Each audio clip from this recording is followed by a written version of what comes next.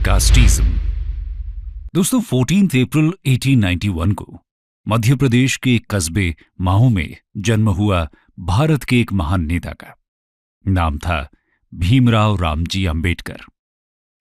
तब कौन जानता था कि एक छोटे से शहर में जन्मा ये बच्चा एक दिन अमेरिका और लंदन जाकर पहला ऐसा भारतीय बनेगा जो इकोनॉमिक्स में दो डॉक्टरेट डिग्रीज हासिल करेगा और एक दिन आधुनिक भारत का संविधान लिख देगा। कोलंबिया यूनिवर्सिटी और एलएसई से पीएचडी के अलावा माहू का ये लड़का ब्रिटेन के हाईली एक्सक्लूसिव क्लब ग्रेज इन से बैरिस्टर भी बना। दोस्तों, भीमराव अंबेडकर की कहानी सिर्फ इसलिए फैसिनेटिंग नहीं है क्योंकि उन्होंने अपने दौर के सभी विद्वानों से ज्यादा ज्ञान अर्जित किया, बल्कि इसलिए भी है क्योंकि अंबेडकर ने यह सब एक लंबे संघर्ष से हासिल किया।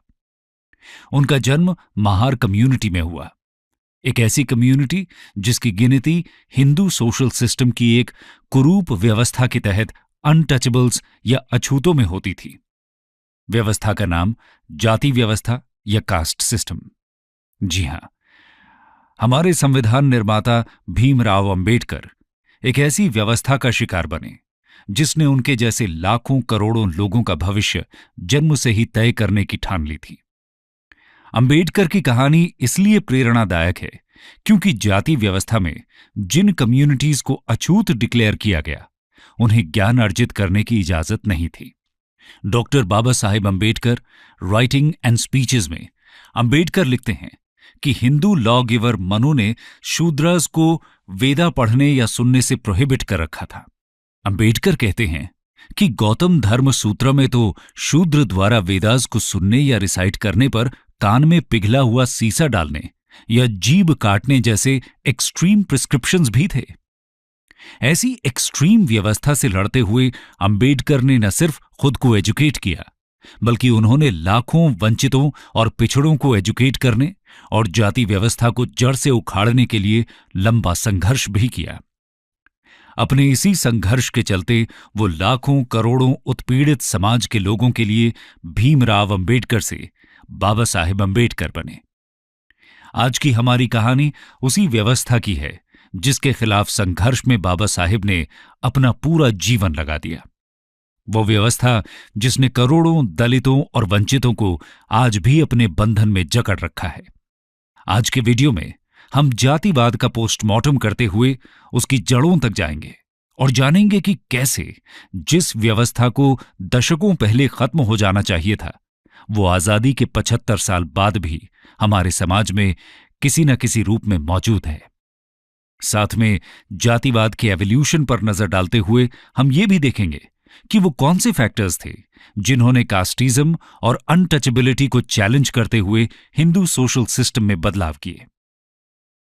चलिए शुरुआत करते हैं कास्ट सिस्टम की डेफिनेशन और ओरिजिन से। ओरिजिन ऑफ वर्ण एंड कास्ट सिस्टम। दोस्तों, जाति व्यवस्था के बारे में रफ आइडिया तो सबको है, लेकिन ये जितनी आसान लगती है उतनी है नहीं, और इसीलिए इसका एक साइंटिफिक एनालिसिस जरूरी है। जाति व्यवस्था को कई बार ऋग्वैदिक टाइम्स की वर्ण व्यवस्था से भी कंफ्यूज किया जाता है। इन थियोरी कास्ट सिस्टम वर्ण मॉडल के साथ इंटरलिंक्ड है, लेकिन इन रियलिटी उससे कहीं ज्यादा कॉम्प्लेक्स और अलग। खैर, वर्ण मॉडल एक ब्रॉड आउटलाइन है जिससे हम कास्ट सिस्टम को रफली समझ सकते हैं।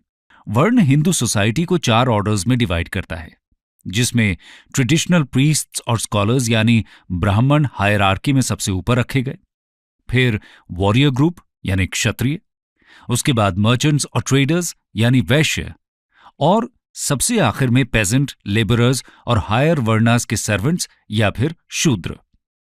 पहले 3 कास्ट्स को द्विजा यानी ट्वाइस बॉर्न कहते हैं, जो वैदिक रिचुअल उपनयना के बाद सीक्रेट थ्रेड पहनते हैं, लेकिन शूद्रस को यह अलाउड नहीं था। ओरिजिन की बात करें तो 1500 से 1000 BCE के बीच ऋग्वैदिक सोसाइटी में वर्ण की शुरुआत हुई, और तब इसका मतलब रंग या कलर था। इसका इस्तेमाल सबसे पहले आर्य और दासा के बीच कंपैरिजन के लिए हुआ। आर्य उन्हें कहा जाता था जो लगभग 1800 BC के आसपास सेंट्रल एशिया से इंडिया में आए, और दासा वो थे जो इंडियन सबकॉन्टिनेंट के ओरिजिनल इनहैबिटेंट्स थे। खैर, तब वर्ण डिविजन्स कास्ट जैसे रिजिड नहीं थे। धर्मशास्त्रज आइडियली वर्णस को प्रिस्क्राइब्ड ऑक्यूपेशन में रहने की हिदायत देते थे, लेकिन क्राइसिस में ऑक्यूपेशन चेंज अलाउड था, पर मेनली ब्राह्मण्स को। खैर, कास्ट का ओरिजिन लेटर वैदिक एज यानी 1000 से 600 BCE के बीच हुआ, जब वर्ण रूल्स जैसे ऑक्यूपेशनल रूल्स रिजिड होने लगे। वर्ण लार्जली कर्म पर आधारित था, लेकिन कास्ट में ऑक्यूपेशन हेरेडिटरी हुआ और यह वर्ण को कास्ट से अलग करता है। धर्मसूत्रज के हिसाब से इंटरवर्ण मैरिजेस या फिर वर्ण समकरा से जातियों का जन्म हुआ, पर इस थ्योरी की साइंटिफिक वैलिडिटी कम है। इनिशियली कास्ट में अनटचेबिलिटी नाम का सोशल ईवल भी नहीं था, जबकि कास्ट हायरार्की हमेशा से थी। अस्पृश्य या अनटचेबल वर्ड का पहला लिटरेरी एविडेंस 1st और 3rd सेंचुरी एडी में विष्णु धर्मशास्त्र में मिलता है। अनटचेबिलिटी के ओरिजिन की यह टाइमलाइन B.R. अम्बेडकर के असेसमेंट से भी मैच करती है। अर्ली 5th सेंचुरी में जब चाइनीज ट्रैवलर फाहियन इंडिया आए तो वो भी अनटचेबिलिटी के वाइड स्प्रेड एग्जिस्टेंस की बात करते हैं। ये वो दौर था जब अनटचेबिलिटी रिजिड और एक्सप्लॉयटेटिव होने लगा था। खैर, चलिए अब वर्ण और जाति के अंतर को डिटेल में देखते हैं। वर्ण वर्सेस जाति। दोस्तों, वर्ण और जाति में कई अंतर हैं। जाति को ही इंग्लिश में कास्ट कहा जाता है। पहला डिफरेंस तो यह है कि वर्ण केवल 4 हैं, लेकिन जातियां अनकाउंटेबल। कास्ट में एक 5th ग्रुप भी है, जिसे अवर्ण, अतिशूद्र या अनटचेबल्स कहा गया। दूसरा ये कि वर्ण में 4 ग्रुप्स का स्टेटस फिक्स्ड है, लेकिन कास्ट में ऐसा नहीं है। फॉर एग्जाम्पल, ब्राह्मण्स और अनटचेबल्स के बीच लोकेटेड मिडिल कास्ट्स के स्टेटस और privileges control over land, wealth, power और पॉपुलेशन जैसे लोकल फैक्टर्स पर डिपेंडेंट हैं। इसलिए अगर एक ग्रुप इतिहास में पॉलिटिकल पावर गेन कर लेता था, तो वो क्षत्रिय स्टेटस क्लेम करने लगता। यही वजह है कि मौर्य वंश के रूलर्स के कास्ट ओरिजिन्स को लेकर कई डिबेट्स और डिस्कशंस हैं।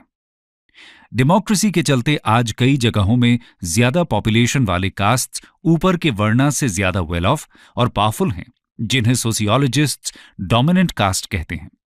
इसके अलावा वर्ण कई रेंज ऑफ ऑक्यूपेशंस प्रिस्क्राइब करता है, जबकि जाति एक स्पेसिफिक ऑक्यूपेशन से कनेक्टेड है। फॉर एग्जाम्पल, वर्ण व्यवस्था ये नहीं बताती कि कौन आयरन स्मिथ होगा या कौन कारपेंटर या कौन गोल्डस्मिथ।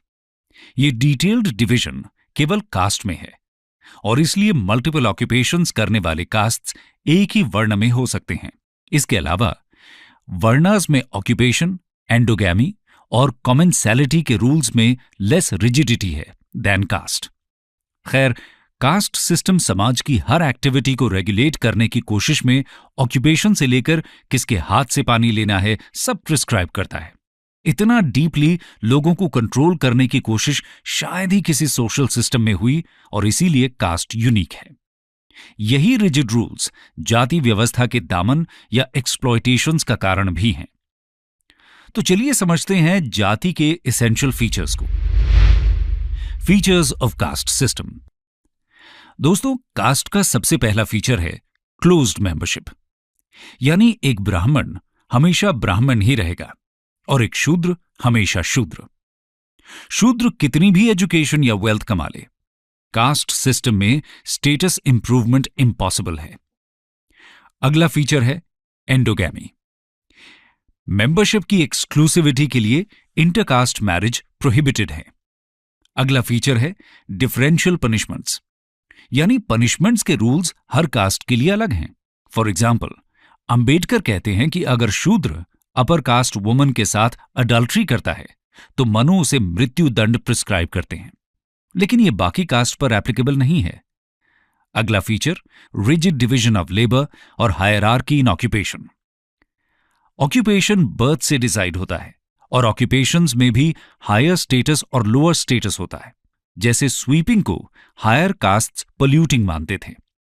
ईटिंग प्रैक्टिस को लेकर भी रूल्स थे। फॉर एग्जाम्पल, ब्राह्मण्स के लिए नॉन वेजिटेरियनिज्म जनरली प्रोहिबिटेड है और अनटचेबल्स के हाथ से पानी लेना अपर कास्ट्स के लिए प्रोहिबिटेड है।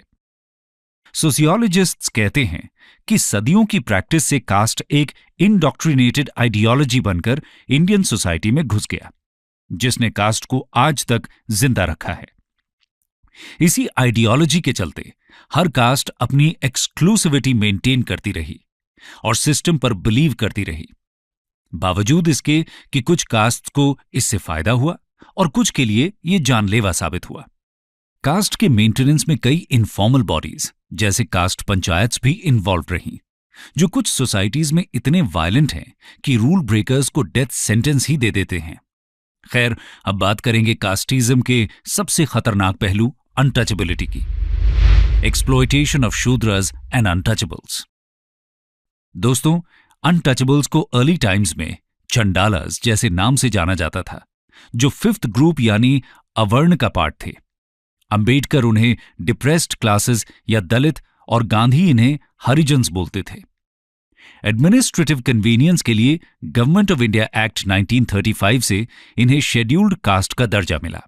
कॉन्स्टिट्यूशन ने शेड्यूल्ड कास्ट्स को एनलिस्ट करने की पावर प्रेसिडेंट ऑफ इंडिया को दी है। इस लिस्ट में वेस्ट बंगाल के बागड़ी और राजबंसी, महाराष्ट्र के महार, आंध्रा के माला और मडिका एटसेट्रा आते हैं। स्टिग्मा और डीह्यूमनाइजेशन की बात करें तो इसका एक एग्जाम्पल यही है कि एससीज के कास्ट टाइटल्स को ही कई बार स्लर की तरह यूज किया जाता था, जिसे SC/ST एक्ट ने अपराध डिक्लेयर कर दिया। इसके अलावा उन्हें कई बार डॉग्स और क्रोज से भी इक्वेट किया गया।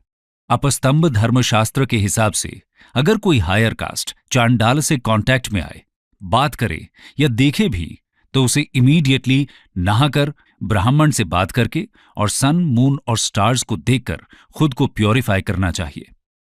मॉडर्न टाइम्स में भी ये चलता रहा। सोशियोलॉजिस्ट घूरे बताते हैं कि तमिलनाडु में शनार कास्ट को ब्राह्मण से 24 कदम और केरला में तीयंस को ब्राह्मण से 36 कदम दूर रहने की हिदायत थी। ये सिर्फ कुछ एग्जाम्पल्स हैं। असल में देश की 16% पॉपुलेशन के खिलाफ ऐसे डीह्यूमनाइजिंग रिचुअल्स और एक्ट्स की लिस्ट लंबी है। दलितों के साथ रेजिडेंशियल डिस्क्रिमिनेशन भी हुआ और उन्हें गांव से बाहर पुअर और अनहाइजीनिक कंडीशंस में सेटल किया गया। कई जगहों में मंदिरों में एंट्री पर बैन लगाकर उन्हें भगवान से भी दूर रखा गया। और तो और अनटचेबल्स की परछाई भी पोल्यूटिंग मानी गई और अपर कास्ट विलेजेस में उनकी एंट्री पूरी तरह बैन रही। हायर कास्ट्स द्वारा पहने जाने वाले आभूषण और कपड़ों पर भी एक्सक्लूसिव कंट्रोल था। जेफरी कहते हैं कि केरला की इड़वा वुमेन को बॉडी के अपर पार्ट्स में कपड़े रखना अलाउड नहीं था। कास्ट रूल्स के वायलेटर्स को एक्सट्रीम पनिशमेंट्स मिलती, जो आउटकास्टिंग, वायलेंस, किलिंग, लिंचिंग एटसेट्रा के रूप में थी। ये आज भी खत्म नहीं हुआ है। 2016 में गुजरात के ऊना में कुछ दलितों के खिलाफ वायलेंस की वीडियो रिकॉर्डिंग्स इसी कास्टिस्ट मेंटालिटी का रिजल्ट हैं। सेग्रीगेशन के बावजूद एससीज इंडियन सोसाइटी के इंटेग्रल कंपोनेंट थे, क्योंकि उनके बिना सोशल लाइफ और अपर कास्ट लैंड ओनर्स की लग्जरी सस्टेन नहीं हो सकती थी। खैर, जाति और अनटचेबिलिटी ने मिलकर भारत में मेरिट को डिस्ट्रॉय किया, जिसने ग्रोथ, डेवलपमेंट और इनोवेशन को नुकसान पहुंचाया। इस बंटवारे ने इंडियंस को इन्वेडर्स के खिलाफ एकजुट होने से भी रोका, जिसका फायदा अंग्रेजों ने भी उठाया। अब चलते हैं ब्रिटिश रूल के समय जाति में हुए बदलाव की ओर। Colonialism and caste system. दोस्तों, 18th और 19th सेंचुरी में जब वेस्टर्न आइडियाज और मॉडर्न इंस्टीट्यूशंस इंडिया में पेनिट्रेट हुए, तो कास्ट सिस्टम ने मैसिव चैलेंजेस फेस किए और चीजें बदली। ब्रिटिश राज ने एससीज को नए एवेन्यूज दिए, जो उनके लिए कास्ट से बाहर निकलने का पहला मौका था। इन नए एवेन्यूज में economic opportunities, access to education, westernization और पॉलिटिसाइजेशन जैसे फैक्टर्स थे।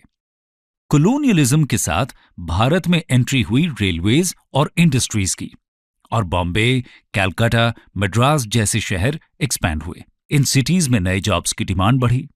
फैक्ट्रीज में वर्कर्स, शहरों की देखरेख के लिए manual labourers, drains, roads, buildings के कंस्ट्रक्शंस एटसेट्रा के लिए वर्कर्स की जरूरत थी, और शहर कास्ट के डिवीजन ऑफ लेबर को चैलेंज करने लगे।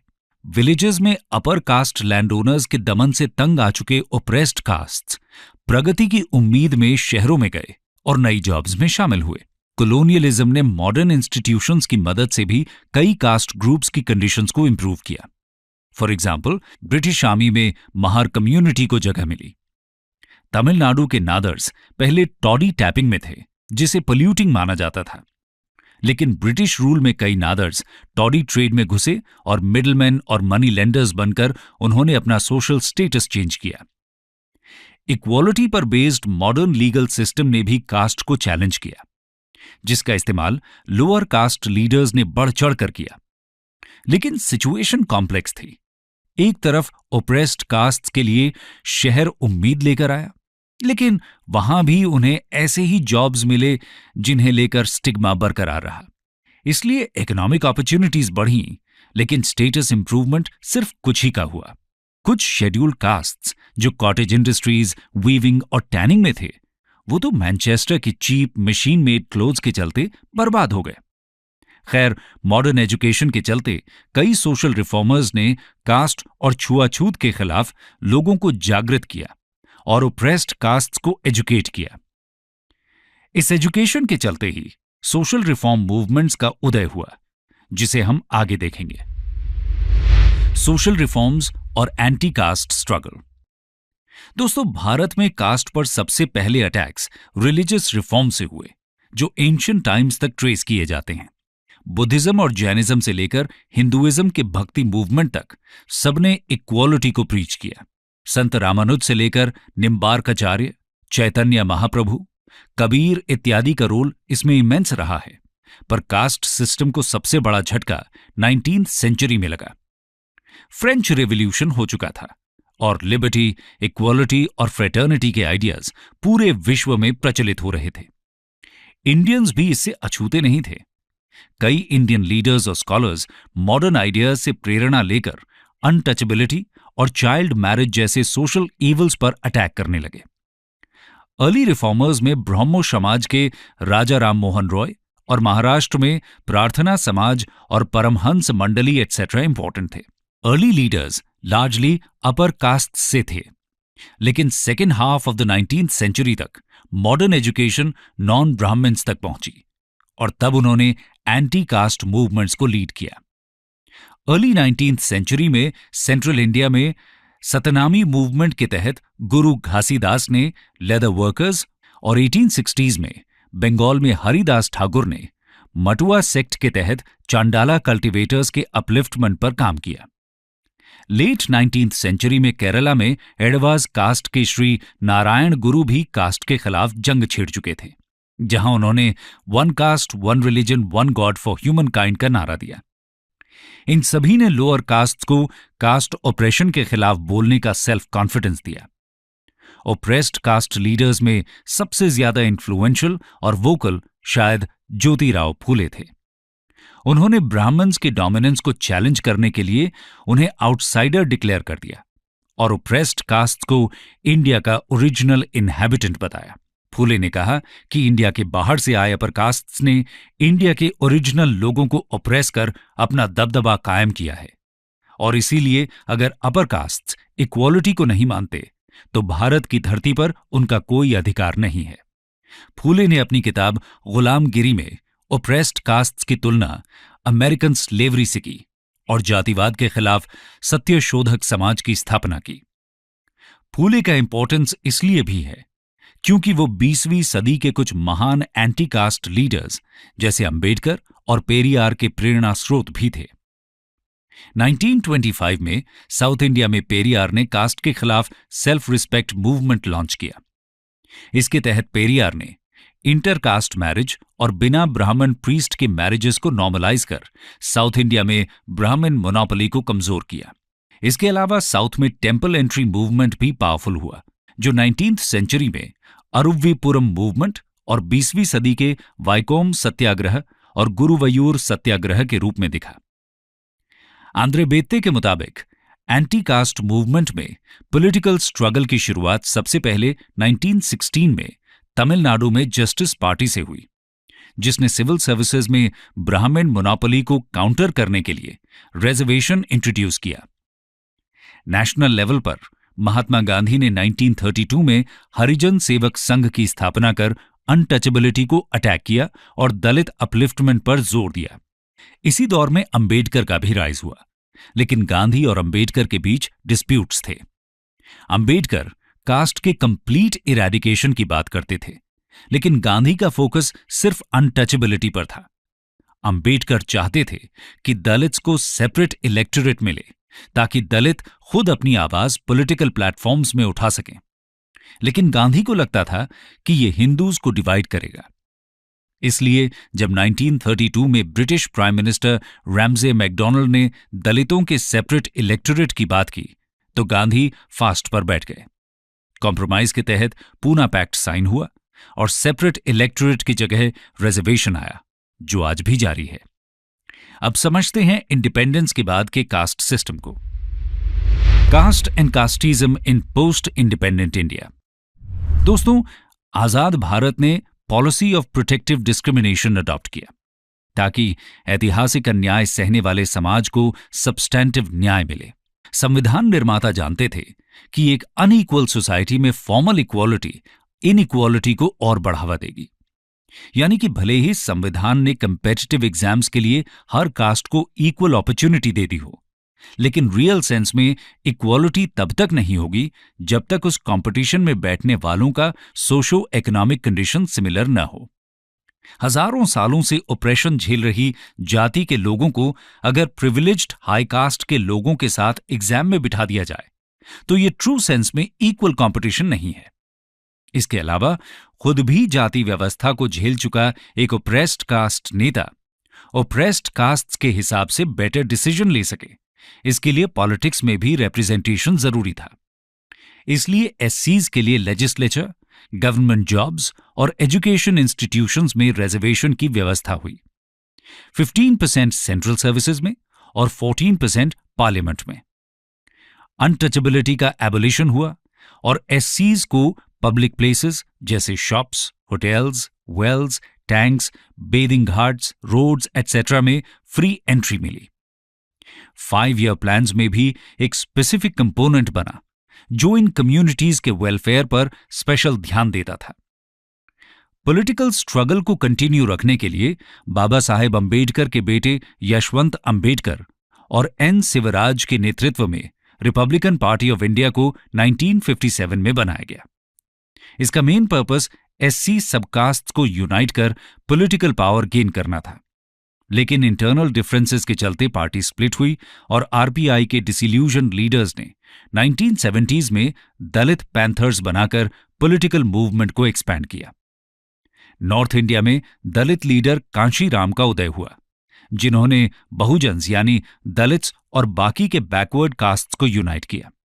उन्होंने 1984 में बहुजन समाजवादी पार्टी का फॉर्मेशन कर शेड्यूल्ड कास्ट पॉलिटिक्स को नया आकार दिया। कास्ट पॉलिटिक्स में एक इंपॉर्टेंट टर्न 1980s और 1990s में आया, जब मंडल कमीशन ने अदर बैकवर्ड क्लासेस के लिए 27% रिजर्वेशन की बात की। ओबीसीज मिडिल कास्ट के वो ग्रुप्स हैं जो फॉरवर्ड कास्ट के डोमिनेंस के चलते बैकवर्ड रहे। मंडल ने भारतीय राजनीति को हमेशा के लिए बदल कर रख दिया, क्योंकि मंडल मूवमेंट से जन्मे कई बैकवर्ड कास्ट नेताओं ने 1990s में यूपी और बिहार से इंडियन नेशनल कांग्रेस की मोनोपोली को डिस्ट्रॉय कर दिया।